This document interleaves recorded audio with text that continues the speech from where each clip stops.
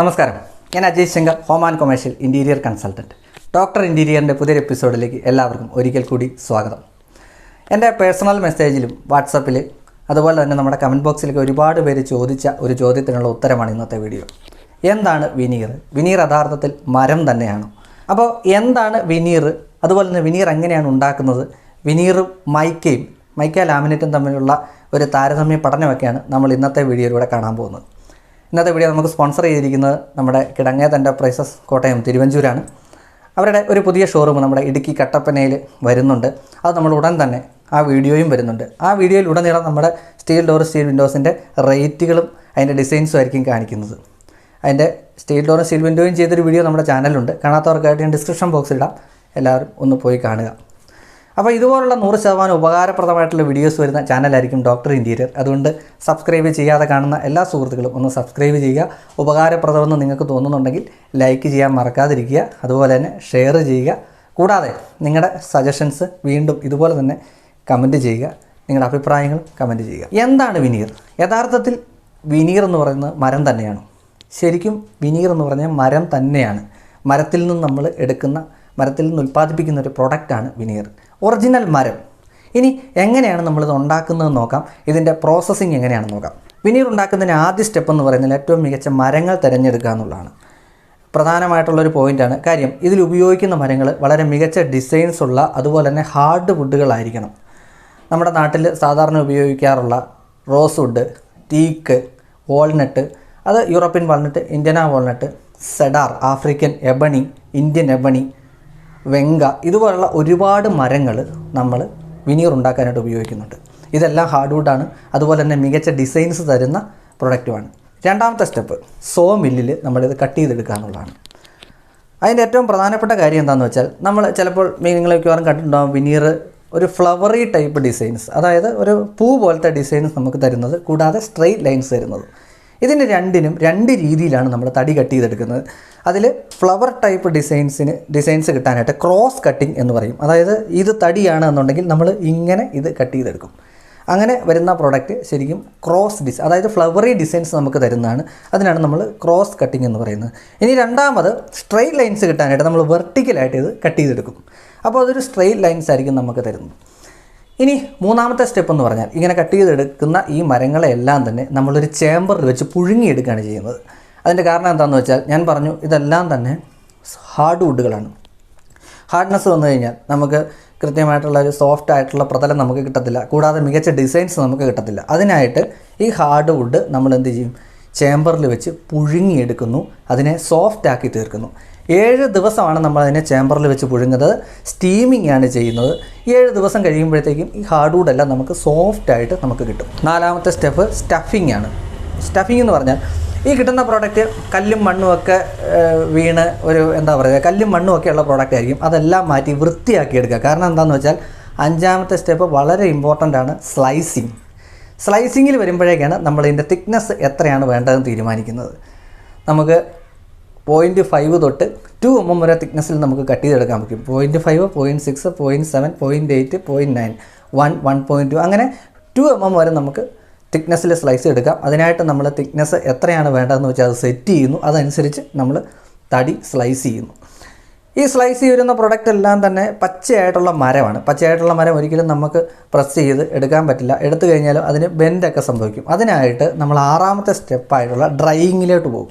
ഒരു ഡ്രൈയിങ് ചേമ്പറിനകത്ത് വെച്ച് ഇതെല്ലാം ഒരു സൈഡിൽ നിന്ന് കയറ്റിവിട്ട് അടുത്ത സൈഡിൽ അത് ഡ്രൈ ആയിട്ട് ഇറങ്ങി വരും. ഡ്രൈയിങ് ചേമ്പറിൽ വെച്ച് തന്നെ ഡ്രൈ ചെയ്തെടുക്കുന്നു. 7ാമത്തെ സ്റ്റെപ്പ് ബാക്കിലൂടെ ഇതിനെല്ലാം ക്ലിപ്പ് ചെയ്യുന്നു.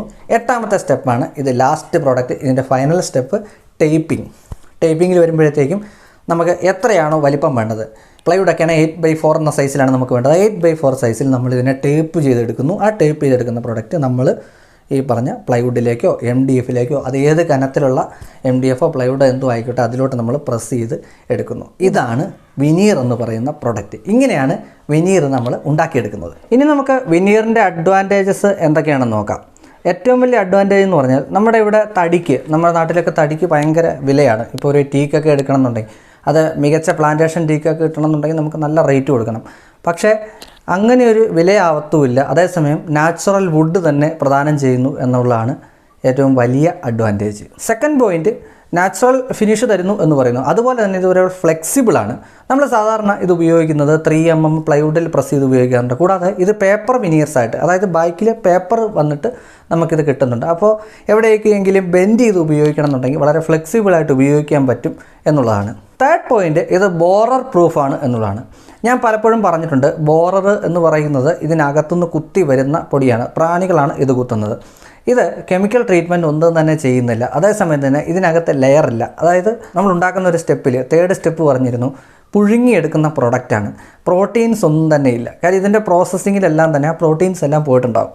പ്രാണികൾ കയറുന്നത് പ്രോട്ടീൻ തിന്നാനാണ്. അങ്ങനെ ഒരു പ്രോട്ടീൻ ഈ പ്രൊഡക്റ്റിനകത്തില്ല. അതുകൊണ്ട് തന്നെ ഇതൊരു ബോറർ പ്രൂഫ് ആയിട്ടുള്ള പ്രൊഡക്റ്റാണ്. 4th പോയിൻ്റ്, ഇത് ഇക്കോ ഫ്രണ്ട്ലി ആണ് എന്നുള്ളതാണ്. ഞാനിപ്പോൾ തൊട്ട് മുന്നത്തെ പോയിന്റിൽ പറഞ്ഞിരുന്നു, കെമിക്കൽ ട്രീറ്റ്മെൻറ്റ് ഒന്നും ചെയ്യാതെ വരുന്ന പ്രൊഡക്റ്റാണ്. അതുകൊണ്ട് തന്നെ ഇക്കോ ഫ്രണ്ട്ലി പ്രൊഡക്റ്റാണ്. നമുക്ക് ഹെൽത്തിന് ഹാംഫുൾ ആയിട്ടുള്ള ഒന്നും തന്നെ വിനീറിൽ നിന്നുണ്ടാവുന്നില്ല. ഇക്കോ ഫ്രണ്ട്ലി ആണ് എന്ന് പറയുമ്പോൾ തന്നെ അതിനോട് ചേർത്ത് വായിക്കേണ്ടതാണ് അടുത്ത പോയിൻ്റ്, നോൺ ടോക്സിക് ആണ് എന്നുള്ളത്. അടുത്തൊരു പോയിൻ്റ് എന്ന് പറഞ്ഞാൽ നമ്മുടെ വുഡ് യൂട്ടിലൈസേഷനാണ്. നമുക്കിപ്പോൾ നമ്മുടെ നാട്ടിൽ വുഡ് കട്ടിങ്ങിനൊക്കെ ഒരുപാട് പരിമിതികളുണ്ട്. അപ്പോൾ അങ്ങനെ വരുമ്പോഴത്തേക്കും ഒരു വുഡ് കട്ട് ചെയ്ത് കഴിഞ്ഞാൽ അത് ഉപയോഗിക്കുന്ന രീതി, ഇപ്പോൾ ഒരു മരം കട്ട് ചെയ്യാൻ നമുക്ക് എത്രമാത്രം എന്തൊക്കെ ആവശ്യങ്ങൾക്ക് ഉപയോഗിക്കാൻ പറ്റും. ഒരു തേക്ക് കട്ട് ചെയ്ത് നമ്മൾ ഡോർ ഉണ്ടാക്കി കഴിഞ്ഞു. പക്ഷേ ഇത് വുഡ് കൃത്യമായിട്ട് യൂട്ടിലൈസ് ചെയ്യാൻ പറ്റും. അതായത് ഒരു മരം എടുത്താൽ അതിനകത്തുനിന്ന് ഒരുപാട് പ്രൊഡക്റ്റ് നമുക്കിതിൽ നിന്ന് എടുക്കാൻ പറ്റും. അതുകൊണ്ട് തന്നെ നല്ല രീതിയിൽ യൂട്ടിലൈസ് ചെയ്യാൻ പറ്റുന്ന പ്രൊഡക്റ്റാണ് വിനീർ. അപ്പോൾ ഇതൊക്കെയാണ് വിനീറിൻ്റെ അഡ്വാൻറ്റേജസ്. ഇനി നമുക്ക് വിനീറിൻ്റെ ഡിസഡ്വാൻറ്റേജസ് എന്തൊക്കെയാണെന്ന് നോക്കാം. വിനീർ എന്ന് പറയുന്ന ഒരു നാച്ചുറൽ പ്രൊഡക്റ്റാണെന്ന് പറഞ്ഞു, നമ്മൾ വുഡിൽ നിന്ന് ഉണ്ടാക്കിയെടുക്കുന്ന പ്രൊഡക്റ്റാണ്. അതുകൊണ്ട് തന്നെ സ്ക്രാച്ചസ് വീഴാൻ സാധ്യതയുള്ള പ്രൊഡക്റ്റാണ് വിനീർ. നമ്മൾ പാത്രമൊക്കെ വെച്ച് ഇപ്പോൾ ഒരു ടേബിൾ ടോപ്പായിട്ടൊക്കെ യൂസ് ചെയ്യുമ്പോഴത്തേക്കും, പാത്രമൊക്കെ വയ്ക്കുക, നിരക്കുകയൊക്കെ ചെയ്യുമ്പോഴത്തേക്കും സ്ക്രാച്ചസ് വീഴാനായിട്ട്, സ്ക്രാച്ചസ് മാത്രമല്ല ക്രാക്സും വീഴാനായിട്ട് സാധ്യത ഏറെയുള്ള പ്രൊഡക്റ്റാണ് വിനീർ.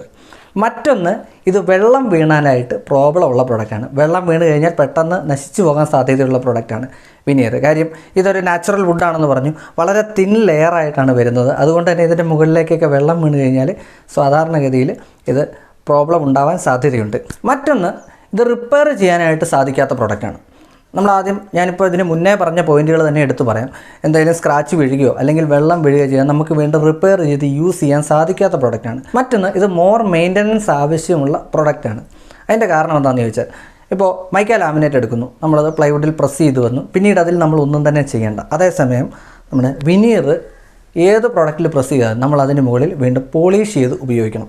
ഈ പോളിഷ് ചെയ്ത് ഉപയോഗിച്ച് കഴിഞ്ഞാൽ നമ്മൾ ഒരു പ്രാവശ്യം മാത്രം ഇത് പോളിഷ് ചെയ്തുകൊണ്ടായില്ല, വീണ്ടും ആ പോളിഷ് പോകുമ്പോൾ നമ്മൾ വീണ്ടും അത് പോളിഷ് ചെയ്യണം. അങ്ങനെ ഇത് എപ്പോഴും മെയിൻറ്റെയിൻ ചെയ്തുകൊണ്ടിരിക്കേണ്ട ഒരു പ്രോഡക്റ്റാണ്. നമ്മളിപ്പോൾ ചെയ്ത് കഴിഞ്ഞാൽ വീണ്ടും അത് അങ്ങനെ തന്നെ ഇരിക്കത്തില്ല. നമ്മൾ ഇതിനകത്ത് മോർ മെയിൻ്റനൻസ് കൊടുക്കേണ്ട ഒരു പ്രോഡക്റ്റാണ്. മറ്റൊരു ഡിസഡ്വാൻറ്റേജ്, ഇനി നമ്മളിപ്പോൾ പ്ലൈവുഡിൽ പ്രസ് ചെയ്തതിന് ശേഷമാണ് ഇത് കട്ട് ചെയ്യുന്നത്. കട്ട് ചെയ്യുമ്പോഴേക്കും സൈഡിൽ ചിപ്പിങ് വരാൻ സാധ്യതയുള്ള പ്രൊഡക്റ്റ് കൂടിയാണ് വിനീർ. ഏറ്റവും ഇമ്പോർട്ടൻ്റ് ആയിട്ടുള്ള ഒരു ഡിസഡ്വാൻറ്റേജാണ് ഞാൻ പറയാൻ പോകുന്നത്. അത് മറ്റൊന്നുമല്ല, ഇതിൽ ബാച്ച് വ്യത്യാസം വരും എന്നുള്ളതാണ്. അതായത് നമ്മളിപ്പോൾ ഒരു മരം എടുത്തതിന് ശേഷമാണ് വിനീർ ഉണ്ടാക്കുന്നത്. 1, 2, 3 മരങ്ങൾ നമ്മൾ ഇതിനായിട്ട് യൂസ് ചെയ്യുന്നുണ്ട്. ഓരോ മരവും അതിൻ്റേതായിട്ടുള്ള ഫീച്ചേഴ്സ് വ്യത്യസ്തമായിരിക്കും. അതായത് ഡിസൈൻസ് വ്യത്യസ്തമായിരിക്കും. നമ്മൾക്കൊരു മരത്തിൽ നിന്ന് മാക്സിമം ഒരു 25-50 എണ്ണം മാത്രമേ ഒരുപോലെ കിട്ടുകയുള്ളൂ. ഈ ഒരുപോലെ കിട്ടുന്ന പ്രൊഡക്റ്റ് 1 വർഷം 2 വർഷമൊക്കെ കഴിഞ്ഞാൽ വീണ്ടും അതിൻ്റെ ബാച്ച് മാറും.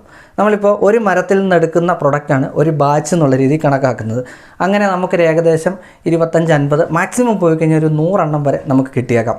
അതിനുശേഷം വരുന്ന മരത്തിന് അടുത്ത ഡിസൈൻ ആയിരിക്കും. ഉദാഹരണമായിട്ട് നമ്മളൊരു വീട്ടിലൊരു പ്രൊഡക്റ്റ് ചെയ്യുന്നു, വിനീർ കൊണ്ട് നമ്മളൊരു യൂണിറ്റ് ചെയ്യുന്നു, ഒരു കിച്ചൺ യൂണിറ്റ് ചെയ്യുന്നു എന്ന് വിചാരിക്കുക, അല്ലെങ്കിൽ ലിവിങ് യൂണിറ്റ് ചെയ്യുന്നു എന്ന് വിചാരിക്കുക.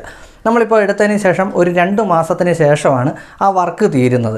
നമ്മൾ വീണ്ടും ആ ഷോപ്പിൽ പോയിട്ട് അതിന് കണ്ടിന്യൂറ്റി വിനീർ ചോദിച്ചാൽ കിട്ടാൻ സാധ്യത കുറവാണ്. കാര്യം നമ്മളെടുത്തതിന് ശേഷം ആ കടയിൽ നിന്ന് വിനീർ ആൾക്കാർ പർച്ചേസ് ചെയ്തിട്ടുണ്ടാകും. അടുത്ത പ്രാവശ്യം അവർ എടുത്തിരിക്കുന്നത് മറ്റൊരു ടൈപ്പായിരിക്കും, അല്ലെങ്കിൽ മറ്റൊരു ഡിസൈൻ ആയിരിക്കും. അതായത് സിമ്പിളായിട്ട് പറഞ്ഞാൽ കണ്ടിന്യൂറ്റി ഡിസൈൻസ് കിട്ടാൻ സാധ്യത തീരെയില്ല വിനീറിൽ. ബാച്ച് മാറും തോറും അതിന് ഡിസൈൻസ് മാറും, മരം മാറും തോറും ഡിസൈൻസ് മാറും. ഇതാണ് വിനീറിൻ്റെ ഏറ്റവും വലിയ ഡിസഡ്വാൻറ്റേജ്. ഇനി നമുക്ക് വിനീറും മൈക്ക ലാമിനേറ്റും ഒന്ന് താരതമ്യ പഠനം നടത്തി നോക്കാം.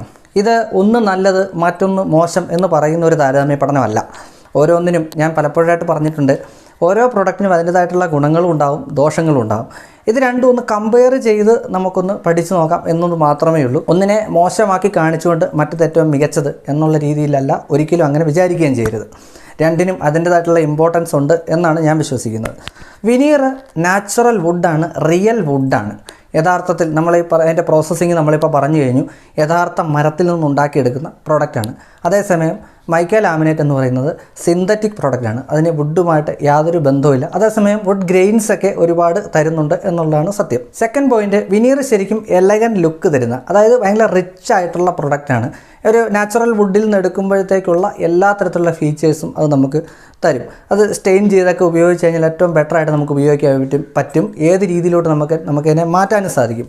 അതേസമയം മൈക്ക എന്ന് പറയുന്ന ഒരു സിന്തറ്റിക് പ്രോഡക്റ്റാണ്. അതിന് ആ ഒരു ഫീച്ചർ, ഇപ്പം നമുക്കിപ്പോൾ ഒരു ടീക്ക് വുഡിൻ്റെ ഒരു ഇത് തന്നു കഴിഞ്ഞാൽ, ഗ്രെയിൻസ് ഉള്ള പ്രോഡക്റ്റ് നമ്മൾ എടുത്തു കഴിഞ്ഞാൽ, ടീക്ക് വുഡ് എടുത്തു കഴിഞ്ഞാൽ അതിനെ അങ്ങനെ തന്നെ നമുക്ക് ഉപയോഗിക്കാൻ പറ്റുകയുള്ളൂ. അതേസമയം വിനീർ നമുക്ക് അതിന് പെയിൻറ്റൊക്കെ ചെയ്ത് കഴിഞ്ഞാൽ, പോളിഷ് ചെയ്ത് കഴിഞ്ഞാൽ നമുക്ക് മറ്റൊരു രൂപത്തിലോട്ട് മാറ്റാം. അങ്ങനെയൊക്കെ ചെയ്യാം. സിന്തറ്റിക് പ്രോഡക്റ്റ് ആയതുകൊണ്ട് മൈക്ക അങ്ങനെ ചെയ്യാൻ സാധിക്കത്തില്ല. തേർഡ് പോയിൻറ്റ്, വിനീറിൻ്റെ പ്രൈസ് എന്ന് പറയുന്നത് മൈക്കയേക്കാളും വളരെ കൂടുതലാണ്. അതായത് വിനീർ നമുക്ക് ഏറ്റവും കുറഞ്ഞത് സ്ക്വയർ ഫീറ്റ് 40 രൂപ തൊട്ടാണ് ലഭിക്കുന്നത്, അല്ലെങ്കിൽ ഒരു 30, 35, 40 രൂപ തൊട്ടാണ് ലഭിക്കുന്നത്. അങ്ങനെ ആയാൽ പോലും ഒരു ഷീറ്റിന് ഏകദേശം 1200 രൂപ നമുക്ക് കൊടുക്കേണ്ടി വരും. 200 രൂപ അല്ലെങ്കിൽ അതിൻ്റെ മുകളിൽ ഏകദേശം റേറ്റാണ് പറയുന്നത്. അതേസമയം മൈക്ക അത്ര റേറ്റുള്ള പ്രോഡക്റ്റ് അല്ല. ലൈനർ മൈക്കയാണെങ്കിൽ നമുക്കൊരു 400-500 രൂപ തൊട്ട് ലഭിക്കും. ഇനി അല്ലാതെ കളേഴ്സ് ആണെന്നുണ്ടെങ്കിൽ നമുക്കൊരു 600-700 രൂപ തൊട്ട് നമുക്ക് മൈക്കകൾ കിട്ടും. വിനീർ ഒരു ഡ്യൂറബിൾ പ്രോഡക്റ്റ് ആണെന്ന് പറയാൻ സാധിക്കത്തില്ല. കാര്യം നമ്മളിതിന് മുൻപേ പറഞ്ഞിരുന്നു, വെള്ളമൊക്കെ വീണാൽ അല്ലെങ്കിൽ എന്തെങ്കിലും സ്ക്രാച്ചസ് ഒക്കെ വന്നു കഴിഞ്ഞാൽ അത് പെട്ടെന്ന് പോകാനുള്ള സാധ്യതയുണ്ട്. അതേസമയം മൈക്ക എന്ന് പറയുന്നത് കുറച്ചുകൂടെ ഡ്യൂറബിൾ പ്രോഡക്റ്റാണ്. ഒരിക്കലും നശിക്കില്ല എന്നല്ല പറയുന്നത്. വിനീറുമായിട്ട് കമ്പയർ ചെയ്യുമ്പോൾ കുറച്ചുകൂടെ ഡ്യൂറബിൾ ആയിട്ടുള്ള പ്രോഡക്റ്റാണ് മൈക്ക. ഇനി വിനീർ സ്ക്രാച്ച് റെസിസ്റ്റൻ്റ് അല്ല, അതുപോലെ ഹീറ്റ് റെസിസ്റ്റൻ്റ് അല്ല, സ്റ്റെയിൻ റെസിസ്റ്റൻ്റും അല്ല. ഇതെല്ലാം ഇതിനകത്ത് അഫക്റ്റ് ചെയ്യുന്ന സംഗതികളാണ്. അതേസമയം മൈക്ക എന്ന് പറയുന്ന ഒരു പരിധി വരെ സ്ക്രാച്ച് റെസിസ്റ്റൻ്റ് ആണ്, അതുപോലെ തന്നെ സ്റ്റെയിൻ റെസിസ്റ്റൻ്റ് ആണ്, ഹീറ്റ് റെസിസ്റ്റൻ്റുമാണ്. ഇതൊന്നും പ്രൂഫാണെന്നല്ല പറയുന്നത്, റെസിസ്റ്റ് ചെയ്യും. ഇതിനെയൊക്കെ ഏറെക്കുറെ റെസിസ്റ്റ് ചെയ്യുന്ന പ്രൊഡക്റ്റാണ് മൈക്ക. വിനീറിന് അത്ര റെസിസ്റ്റൻസ് പവർ ഇല്ല. വിനീർ നമുക്ക് ഈസി ആയിട്ട് ക്ലീൻ ചെയ്യാൻ സാധിക്കത്തില്ല എന്നുള്ളതാണ് മറ്റൊരു പോയിൻറ്റ്. അതേസമയം മൈക്ക നമുക്ക് വളരെ ഈസി ആയിട്ട് ക്ലീൻ ചെയ്ത് യൂസ് ചെയ്യാൻ സാധിക്കും. എന്തെങ്കിലും സ്റ്റെയിൻസൊക്കെ പെട്ടെന്ന് വന്നു കഴിഞ്ഞാൽ വിനീറിലോട്ട് വന്നു കഴിഞ്ഞാൽ നമുക്കത് പെട്ടെന്ന് എടുത്തറിയും. അതുപോലെ അത് ക്ലീൻ ചെയ്യാനായിട്ട് ഒരിക്കലും സാധിക്കത്തില്ല. അതേസമയം മൈക്ക വന്നു കഴിഞ്ഞാൽ നമുക്ക് എന്തെങ്കിലും തിന്നറിട്ടാണെങ്കിലും നമുക്ക് തുടച്ച് കഴിഞ്ഞാൽ ആ സ്റ്റെയിൻ നമുക്ക് കളയാൻ സാധിക്കും. വിനീറിൻ്റെ ഒരു പ്രത്യേകത, അത് നാച്ചുറൽ പ്രോഡക്റ്റാണ് എന്ന് ഞാൻ ആദ്യം തന്നെ പറഞ്ഞിരുന്നു. ഇതുപോലെ തന്നെ സിന്തറ്റിക് വിനീറുകളുണ്ട്, എൻജിനീയർഡ് വിനീറുകൾ എന്ന് പറയും. അതിൻ്റെ ഏതെങ്കിലും മരം എടുത്ത് നമുക്ക് കമ്പ്യൂട്ടറിൽ ഒരു ഡിസൈൻ കൊടുത്തു കഴിഞ്ഞാൽ ആ ഡിസൈൻ ആ മരത്തിലോട്ട് ചെയ്ത് നമുക്ക് ഉപയോഗിക്കാൻ പറ്റും. അതായത് വിനീർ നമുക്ക് നാച്ചുറലായിട്ടും കിട്ടും, അതേസമയം ആർട്ടിഫിഷ്യലായിട്ടും കിട്ടും. മൈക്ക എന്ന് പറയുന്നത് നാച്ചുറൽ പ്രോഡക്റ്റ് കിട്ടില്ല, അത് സിന്തറ്റിക് പ്രോഡക്റ്റ്, അതായത് നമുക്ക് ആർട്ടിഫിഷ്യലായിട്ട് ഉണ്ടാക്കിയെടുത്ത പ്രോഡക്റ്റ് മാത്രമേ മൈക്കയിൽ നമുക്ക് കിട്ടത്തുള്ളൂ. പിന്നെ മൈക്കയിലെ മറ്റൊരു പ്രത്യേകത, വേരിയസ് ഡിസൈൻസ് നമുക്ക് കിട്ടും എന്നുള്ളതാണ്. ഏകദേശം ഒരു 500-600 ഡിസൈൻ വരെ നമുക്ക് മൈക്കയിൽ അവൈലബിൾ ആണ്. Last and final point, veneer എന്ന് പറയുന്ന ഒരു ബഡ്ജറ്റ് ഫ്രണ്ട്ലി ആയിട്ടുള്ളൊരു പ്രോഡക്റ്റ് അല്ല. നമ്മളതിൻ്റെ റേറ്റ് ഏറെക്കുറെ പറഞ്ഞിരുന്നു. അതേസമയം മൈക്ക എന്ന് പറയുന്ന ഒരു ബഡ്ജറ്റ് ഫ്രണ്ട്ലി പ്രോഡക്റ്റാണ്.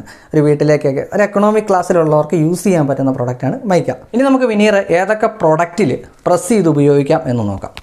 സാധാരണ നമ്മൾ മൈക്ക ലാമിനേറ്റ് ഏതൊക്കെ പ്രോഡക്റ്റിൽ പ്രസ് ചെയ്യാമോ അതിലൊക്കെ നമുക്ക് വിനീറിലും പ്രസ് ചെയ്യാം.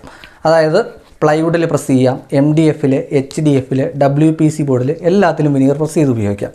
എല്ലാ തിക്നെസ്സിലും പ്രസ് ചെയ്യാൻ പറ്റുന്ന പ്രൊഡക്റ്റാണ് വിനീർ. നിങ്ങളൊരു പക്ഷേ കേട്ടിട്ടുണ്ടാകും OST എന്ന് കേട്ടിട്ടുണ്ടാകും, 1 സൈഡ് ടീക്ക്. 3mm 4mm പ്ലൈവുഡിൽ ഒരു സൈഡ് മാത്രം പ്രസ് ചെയ്ത് വരുന്ന പ്രൊഡക്റ്റാണ് OST എന്ന് പറയുന്നത്. ഇത് തന്നെ നമുക്ക് 2 സൈഡിലും പ്രസ് ചെയ്തെടുക്കാവുന്നതാണ്. അത് 3mm-ലും 6mm-ലും 9, 12, 16 നമുക്കിഷ്ടമുള്ള ഏത് തിക്നെസ്സിൽ വേണേൽ നമുക്കത് പ്രസ് ചെയ്തെടുക്കാം. ഇനി നമുക്ക് വിനീർ എവിടെയൊക്കെ ഉപയോഗിക്കാം എന്ന് നോക്കാം. ലാമിനേറ്റ് ഉപയോഗിക്കുന്ന, മൈക്ക ലാമിനേഷൻ ചെയ്ത് ഉപയോഗിക്കുന്ന എല്ലാ സ്ഥലങ്ങളിലും വിനീർ നമുക്ക് ഉപയോഗിക്കാം. പക്ഷേ പ്രധാനമായിട്ടും ശ്രദ്ധിക്കേണ്ടത് വെറ്റ് ഏരിയാസിൽ വിനീർ ഉപയോഗിക്കാതിരിക്കുക എന്നുള്ളതാണ്. കിച്ചണിലൊക്കെ നമുക്ക് യൂസ് ചെയ്യാം. ഡോറിൻ്റെയൊക്കെ ഫേസൊക്കെ ആയിട്ട് ഡോറിലൊക്കെ നമുക്ക് പ്രസ് ചെയ്ത് ഉപയോഗിക്കാൻ പറ്റുന്ന പ്രോഡക്റ്റാണ്. അതേസമയം വെള്ളം വീഴുന്ന ഏരിയയിൽ അത് ഉപയോഗിക്കാതിരിക്കുക. ഡൈനിങ്ങിൽ നമുക്ക് യൂസ് ചെയ്യാം, അതുപോലെ നമുക്ക് വാർഡ്രോബുകളിൽ യൂസ് ചെയ്യാം. ഇനി നമുക്ക് TV യൂണിറ്റൊക്കെ ചെയ്യുന്നിടത്ത് ഏറ്റവും ഭംഗിയായിട്ട് യൂസ് ചെയ്യാൻ പറ്റുന്ന പ്രോഡക്റ്റാണ് വിനീർ. കൂടാതെ ഏറ്റവും അധികം കണ്ടുവരുന്നത് നമുക്ക് സീലിങ്ങിൽ, ജിപ്സം സീലിങ്ങിൽ പ്രധാനമായിട്ടും വിനീർ ഉപയോഗിച്ച് കഴിഞ്ഞാൽ വളരെ ഭംഗിയായിട്ടിരിക്കാൻ സാധിക്കും. അപ്പോൾ ഇങ്ങനെയുള്ള സ്ഥലങ്ങളിലൊക്കെ നമുക്ക് യൂസ് ചെയ്യാൻ പറ്റുന്ന പ്രോഡക്റ്റാണ് വിനീർ. ഇനി പ്രധാനമായിട്ടും വിനീറിൻ്റെ പ്രൈസ് എത്രയാണ് എന്ന് നോക്കാം. പ്ലൈവുഡിൻ്റെ തിക്നെസ് അനുസരിച്ചാണ് പ്രൈസ് വേരിയേഷൻ വരുന്നത്. ഞാൻ പറയുന്നത് 3mm പ്ലൈവുഡിൽ ഒരു വിനീർ പ്രസ് ചെയ്ത് വരുമ്പോഴത്തേക്കുള്ള പ്രൈസാണ്. അത് നമുക്ക് 18mm 6mm മാറുമ്പോഴത്തേക്കും പ്ലൈവുഡിൻ്റെ റേറ്റ് കൂടെ എക്സ്ട്രാ വരും. സാധാരണ വരുന്ന 3mm പ്ലൈവുഡിൽ പ്രസ് ചെയ്യുന്ന വിനീർസിൻ്റെ റേറ്റ് 40 രൂപ തൊട്ട് സ്റ്റാർട്ട് ചെയ്യുന്നതാണ്. ഒരു അത്യാവശ്യം കുഴപ്പമില്ലാതെ ഉപയോഗിക്കാൻ പറ്റുന്ന വിനീർസ്. അതിൽ താഴെയുള്ള വിനീർസ് അത്ര ഞാൻ അഡ്വൈസ് ചെയ്യുന്നില്ല. അതേസമയം ഒരു 40 രൂപ തൊട്ട് നമുക്ക് വിനീർസ് അവൈലബിൾ ആണ്. അതെല്ലാം തന്നെ അത്യാവശ്യം കുഴപ്പമില്ലാതെ ഉപയോഗിക്കാൻ പറ്റുന്ന വിനീറുകൾ തന്നെയാണ്. ഇനി ടീക്കിലോട്ടൊക്കെ വരുമ്പോഴത്തേക്കും പ്രൈസിൽ വ്യത്യാസം വരും. സാധാ ടീക്കൊക്കെ ആണെന്നുണ്ടെങ്കിൽ നമുക്കൊരു 90 രൂപ സ്ക്വയർ ഫീറ്റ് വരുന്നുണ്ട്. ഒരു ഷീറ്റ് വരുമ്പോൾ 90 × 32 എന്ന് നിങ്ങൾ കണക്കാക്കുക. ഇനി ഗോൾഡൻ ടീക്കിലായിട്ടൊക്കെ വരുമ്പോഴത്തേക്കും അത് 100, 110, 150 ഉയർന്നു വരും. അതൊക്കെ അത്രയും മികച്ച, അത്രയും പ്രഷ്യസ് ആയിട്ടുള്ള പ്രൊഡക്റ്റ് ആയതുകൊണ്ടാണ് ആ റേറ്റ് വരുന്നത്. ഇനി റോസ്വുഡാണ് മറ്റൊരു ഇമ്പോർട്ടൻറ്റ് പ്രോഡക്റ്റ്. റോസ്വുഡിലേക്ക് വരുമ്പോഴത്തേക്കും 150 തൊട്ട് 200, 250 വരെയൊക്കെ റേറ്റ് വരാറുണ്ട്. അതും ആ ഒരു സ്പീഷീസ് അനുസരിച്ച്, ഓരോ കാറ്റഗറി അനുസരിച്ച് വ്യത്യാസപ്പെടും. ഇതെല്ലാം തന്നെ 3mm പ്ലൈവുഡിൽ പ്രസ് ചെയ്തിട്ടുള്ള റേറ്റാണ്. പ്ലൈവുഡിൻ്റെ തിക്നെസ് കൂടുമ്പോൾ പ്ലൈവുഡിൻ്റെ റേറ്റ് കൂടെ നിങ്ങളതിൽ ആഡ് ചെയ്തെടുക്കേണ്ടതാണ്. അപ്പോൾ ഇതൊക്കെയാണ് വിനീറിനെ കുറിച്ചുള്ള ഇന്നത്തെ വീഡിയോ. ഈ വീഡിയോ ഞാൻ ഷൂട്ട് ചെയ്തത് ആക്ച്വലി ടോണി വുഡ് എന്ന് പറയുന്ന തിരുവല്ലയിലുള്ള ഒരു പ്രസ്ഥാനത്തിലാണ്. ടോണി ചേട്ടനാണ് ആ പ്രസ്ഥാനത്തിൻ്റെ ഉടമസ്ഥൻ. അപ്പോൾ കുറച്ചേറെ ഭാഗങ്ങൾ, അതായത് വിനീർ എങ്ങനെ ഉണ്ടാക്കുന്നു, വിനീർ പ്രോസസ്സിങ് ഫുള്ള് ഷൂട്ട് ചെയ്ത് അവിടെയാണ്. അപ്പോൾ അവിടെ വിനീർ അവർ സപ്ലൈ ചെയ്യുന്നുണ്ട്. നിങ്ങൾക്ക് ആവശ്യമെന്നുണ്ടെങ്കിൽ അവിടെ വിളിക്കാം. അതിനായിട്ട് ഞാൻ നമ്മുടെ ഡിസ്ക്രിപ്ഷൻ ബോക്സിൽ അവരുടെ നമ്പർ കൊടുത്തേക്കാം. അപ്പോൾ ഇതുപോലുള്ള 100% ഉപകാരപ്രദമായിട്ടുള്ള വീഡിയോസ് വരുന്ന ചാനലായിരിക്കും ഡോക്ടർ ഇൻറ്റീരിയർ. അതുകൊണ്ട് സബ്സ്ക്രൈബ് ചെയ്യാതെ കാണുന്ന നമ്മുടെ എല്ലാ സുഹൃത്തുക്കളും ഒന്ന് സബ്സ്ക്രൈബ് ചെയ്ത് സപ്പോർട്ട് ചെയ്യുക, ലൈക്ക് ചെയ്യുക. നിങ്ങളുടെ ലൈക്കുകൾ നമ്മുടെ വീഡിയോസിൽ കുറവാണ്, എന്താണെന്നറിയില്ല. അപ്പോൾ എന്തായാലും നിങ്ങൾ ലൈക്ക് കൂടി ചെയ്യുക, ഷെയർ ചെയ്യാൻ മറക്കാതിരിക്കുക. നിങ്ങൾക്ക് ഇഷ്ടപ്പെട്ടാൽ, ഇതൊരു ഉപകാരപ്രദമായിട്ടുള്ള വീഡിയോ ആണെന്ന് തോന്നുകയാണെന്നുണ്ടെങ്കിൽ നിങ്ങളൊന്ന് കമൻറ്റ് ചെയ്യുക. നിങ്ങളുടെ സജഷൻസ് കമൻറ്റ് ചെയ്യാം, കൂടാതെ അഭിപ്രായങ്ങൾ കൂടി കമൻറ്റ് ചെയ്യുക. ഇനിയും ഇതുപോലൊരു മികച്ച വീഡിയോയുമായിട്ട് ഞാൻ വരും. അതുവരേക്കും Ajay Shankar signing off, doctor interior.